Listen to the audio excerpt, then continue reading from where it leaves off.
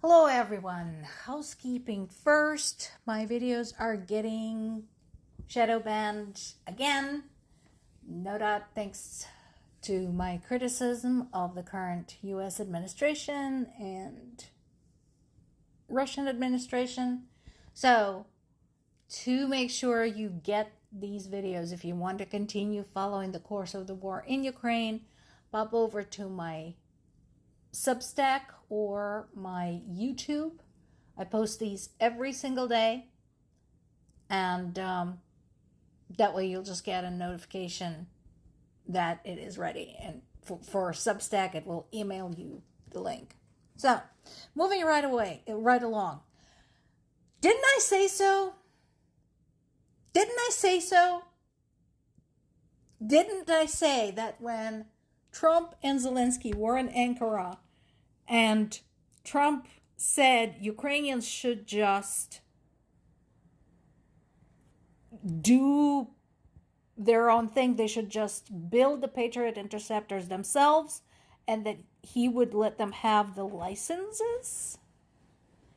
I said that Zelensky should have stuck a piece of paper and had him sign it right there and then, because this was going to happen, because that is how Trump is.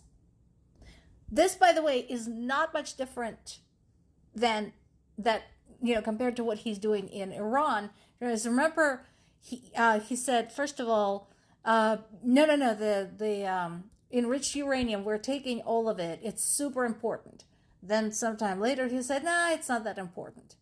He said, we will not let Iranians develop their own missiles. And then he said, nah, we'll let them develop missiles because their neighbors have missiles, so they should have some too. This is exactly the same fucking thing. In this case, he says, well, it's such a powerful weapon and we have to be careful to whom we give the license to build it. And so now he's not sure. This is typical, and this is bullshit. He is the one who suggested this. Ukraine was asking for more of those, for help with those from their European allies. They were not asking for the licenses. Trump told them he would let them have the licenses to build the Patriots. And I told you before that it would take at least 15 months for them to actually materialize, for something to actually start going into production. But he said that. Build them yourself. His words. And now he's backing up. That is why we can't have nice things. That is why the US, as it stands right now, is one of the shittiest allies in the world. Meanwhile, multiple reports are coming out, not just from Zelensky, but from multiple sources, talking about the casualties, the difference in casualties between Russia and Ukraine. And one such report indicated that Russia's casualties exceed Ukrainian by the factor of 14. Yes, folks.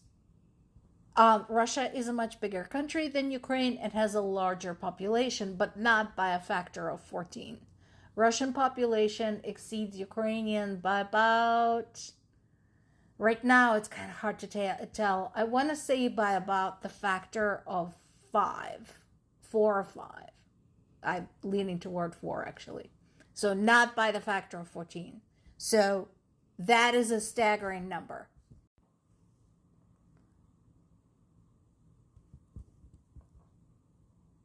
Basically, to keep with the definition of the casualties, remember, we're talking about dead, wounded, and missing in action.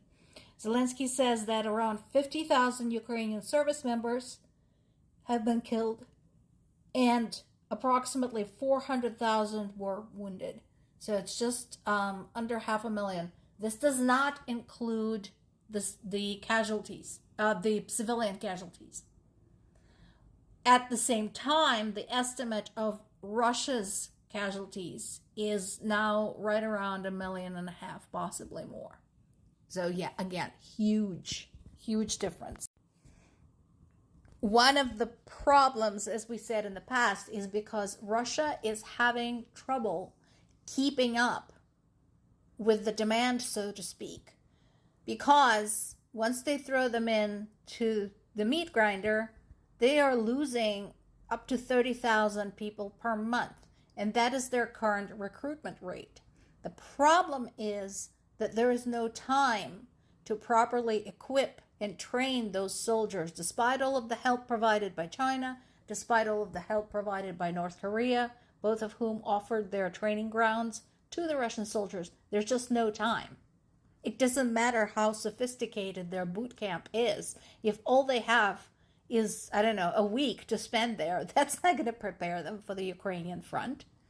So they're dying or being put out of commission by being wounded faster than they can be recruited.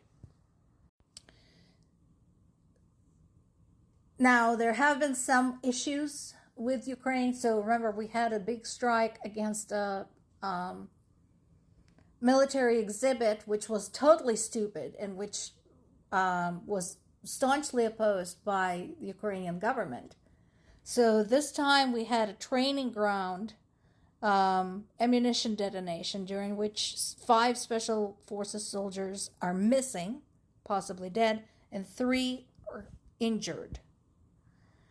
So I'm following this separately. This is a developing story. I don't know the details yet. I just know this very brief casualty report. So I'll try to check and see what else happened there. Was the detonation due to a Russian attack?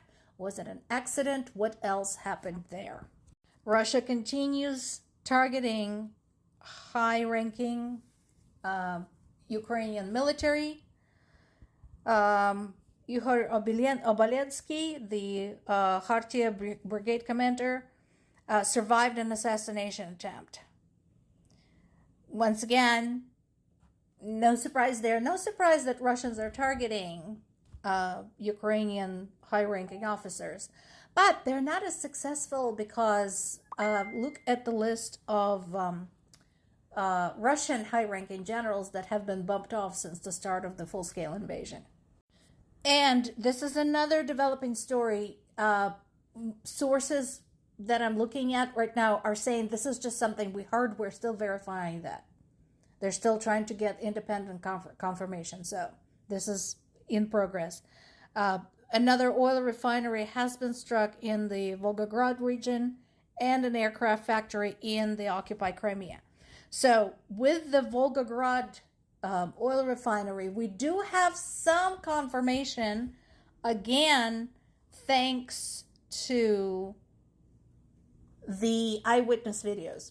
Remember, we talked about this yesterday and about social media, about Telegram specifically, and how widely it is used by people in Russia, despite the many attempts by their government to curb this activity.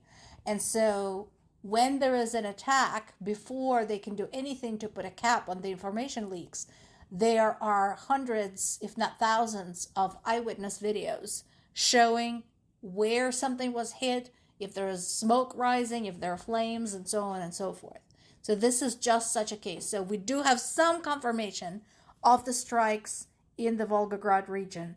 I have seen the videos. There's definitely a lot of panic, and there is a big plume of smoke rising.